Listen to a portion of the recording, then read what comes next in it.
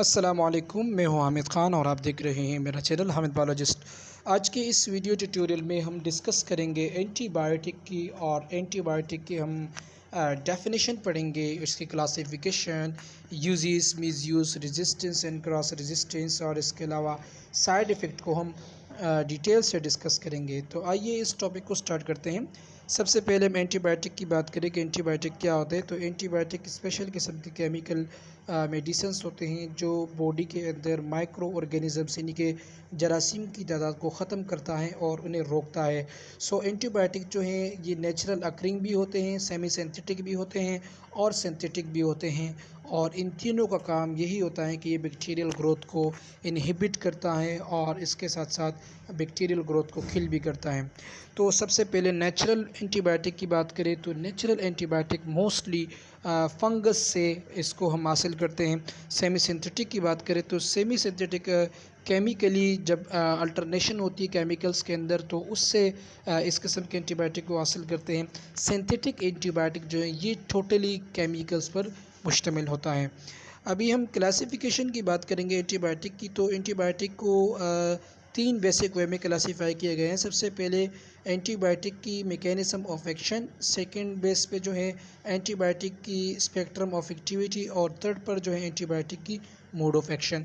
तो सबसे पहले हम मैकेनिज्म ऑफ एक्शन की बात करेंगे। कुछ ऐसे एंटीबायोटिक होते हैं जो प्रोटीन सिंथेसिस इनहिबिटर्स होते हैं, यानी कि वो अपने मैकेनिज्म ऑफ एक्शन के हवाले से अलग होते हैं। तो इसमें सबसे पहले हम वो एंटीबायोटिक डिस्कस करेंगे जो मैकेनिज्म ऑफ एक्शन पर, यानी कि उनके मैकेनिज्म ऑफ एक्शन किस तरह होता है। तो सबसे पहले प्रोटीन सिंथेसिस इनहिबिटर्स, ये वो एंटीबायोटिक की ग्रुप हैं जो प्रोटीन बैक्टीरिया के अंदर जब प्रोटीन की सिंथेसिस होती है तो उसे उस सिंथेसिस को इनहिबिट करता है। Second cell bacterial cell wall synthesis को इनहिबिट करता है। थर्ड वन जो है ये बैक्टीरियल डीएनए सिंथेसिस को इनहिबिट करता है। फोर्थ वन आरएनए सिंथेसिस को इनहिबिट करता है। और फिफ्थ वन जो है फॉलिक एसिड इनहिबिटर्स होते हैं। और सिक्स्थ वन जो है माइकोलिक एसिड सिंथेसिस इनहिबिटर्स होते हैं।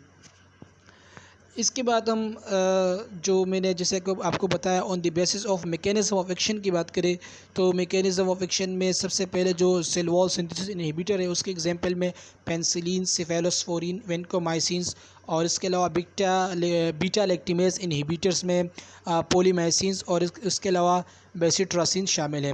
प्रोटीन सिंथेसिस इनहिबिटर्स की एग्जांपल देखें तो प्रोटीन सिंथेसिस इनहिबिटर्स में इनहिबिशन होती है 30S सब यूनिट्स की, और इसमें अमाइनो ग्लाइकोसाइडेज जैसे कि जिंटामाइसिन के नाम से एंटीबायोटिक्स आते हैं, टेट्रासाइक्लिन्स शामिल है। और इसके अलावा 50S सब यूनिट्स के जो इनहिबिटर्स होते हैं उसमें मैक्रोलाइड्स शामिल है, और इसके अलावा क्लोरोमफेनिकोल शामिल है, और इसके अलावा क्लेनेडामाइसिन्स और स्ट्रेप्टोग्रामिन्स शामिल हैं। डीएनए सिंथेसिस इनहिबिटर्स की बात करें तो डीएनए सिंथेसिस इनहिबिटर में फ्लोरोक्विनोलोन्स शामिल हैं और मेट्रोनिडाजोल। आरएनए सिंथेसिस इनहिबिटर में रिफेम्पिन शामिल है, और इसके अलावा आइसोनाइजेट जो है ये माइकोलिक एसिड सिंथेसिस इनहिबिटर है। और लास्ट वन में जो है फॉलिक एसिड सिंथेसिस में सल्फोनामाइड्स और इसके अलावा ट्राइमिटोपेरिम शामिल है। अच्छा, स्पेक्ट्रम ऑफ एक्टिविटी के बेस पे अगर हम बात करें तो ब्रॉड स्पेक्ट्रम एंटीबायोटिक को सबसे पहले हम डिस्कस करेंगे। Broad spectrum wide range killing की सलाहियत होती है ग्राम पॉजिटिव बैक्टीरिया और ग्राम नेगेटिव बैक्टीरिया के, यानी कि इनके अंदर इस एंटीबायोटिक में वो सलाहियत होती है कि ये वाइड रेंज के बैक्टीरिया को किल करते हैं, बहुत ग्राम पॉजिटिव ग्राम नेगेटिव। इसमें टेट्रासाइक्लिन शामिल है, और इसके अलावा क्लोरामफेनिकोल शामिल है, एमोक्सिसिलिन, सेफेलोस्पोरिन और erythromycin.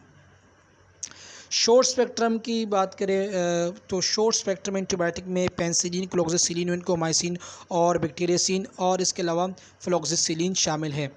Short spectrum of antibiotic से मुराद है कि बैक्टीरिया स्पेसिफिक माइक्रो ऑर्गेनिजम्स तक लिमिटेड होता है, और इसे हम शॉर्ट टर्म एंटीबायोटिक कहते हैं, शॉर्ट स्पेक्ट्रम ऑफ एंटीबायोटिक कहते हैं।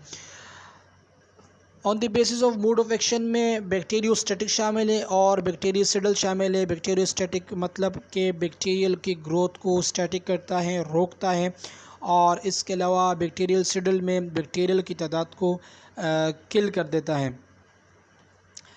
अच्छा, बैक्टीरियोस्टैटिक में टेट्रासाइक्लिन है, क्लोरोमफेनिकोल शामिल है, एरिथ्रोमाइसिन है और लिनकोमाइसिन है, जबकि बैक्टीरियोसिडल एंटीबायोटिक्स में cephalosporin, penicillin, erythromycin, amino glycosidase और इसके अलावा क्लोट्राइमोक्सोजोल शामिल है। अच्छा, जैसे मैंने बताया कि बैक्टीरियोस्टैटिक और बैक्टीरियोसिडल से क्या मुराद है, तो बैक्टीरियोस्टैटिक डायग्रामेटिकल शो हो रहा है कि एंटीबायोटिक बैक्टीरियोस्टैटिक में बैक्टीरिया की तादाद को रोकते हैं, बैक्टीरियोसिडल में बैक्टीरिया की तादाद को ख़त्म करते हैं, किलिंग होती है। और इसके एग्जांपल्स भी फिगर में विजुअलाइज हैं। यूजेस की बात करें तो नमूनिया, सिप्सिस, मेनिंजाइटिस और इसके अलावा gall infection, skin infection, mucus membrane infection, diphtheria, gynaecological infection, ENT, ear nose throat infection, fungus infection और तमाम किस्म के मल्टीपल इन्फेक्शन में एंटीबायोटिक का अहम रोल होता है। मिसयूज़ की बात करें तो एंटीबायोटिक की मिसयूज़ और इसके अलावा एब्यूज़ या आवर यूज़ की बात करें तो ये इंतहाई ख़तरनाक अमल है, लाइफ थ्रेटनिंग अमल है। ये बॉडी के अंदर जो नॉर्मल फ्लोरा होते हैं उसे भी डिस्टर्ब करते हैं और इसके साथ साथ एंटीबायोटिक में बैक्टीरिया जो हैं वो रेजिस्ट हो जाते हैं।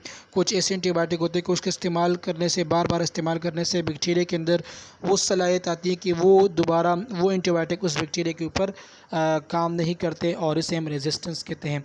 तो ये एक लाइफ थ्रेटनिंग कंडीशन है। लाइफ थ्रेटनिंग इन्फेक्शन भी इससे कॉज हो सकती है मिसयूज़ ऑफ एंटीबायोटिक से। पॉसिबल साइड इफ़ेक्ट की बात करें तो पॉसिबल साइड इफ़ेक्ट में ब्लोटिंग शामिल है, diarrhoea, indigestion, abdominal pain, loss of appetite और इसके अलावा फीलिंग सैक और कफिंग वगैरह। लाइफ थ्रेटनिंग एलर्जिक रिएक्शन भी इसमें शामिल है।